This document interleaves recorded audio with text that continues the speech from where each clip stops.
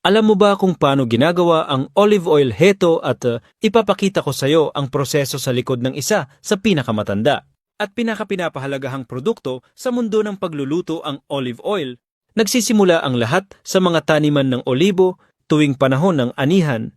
Maaaring anihin ang mga olibo sa dalawang paraan. Una, sa pamamagitan ng kamay, isang paraan na may kasamang matinding pag-iingat at tradisyon, at pangalawa, gamit ang mga makina na yumuyugyog sa puno upang mahulog ang mga bunga sa malalaking trapal o lambat na nakalatag sa lupa. Ang mekanisadong paraang ito ay hindi lamang mas mabilis, kundi mas epektibo rin sa pag-ani sa malalawak na lupain sa mas maikling panahon, habang pinananatili ang kalidad ng prutas. Kapag naani na inilalagay ang mga olibo sa mga espesyal na basket at agad itong isinasakay sa mga truck upang dalhin sa mga olive mills, doon nagsisimula ang proseso ng pagproseso. Sa mga mill na ito, ibinubuhos ang mga olibo sa mga conveyor belt bilang unang hakbang sa kanilang paglalakbay tungo sa pagiging purong olive oil.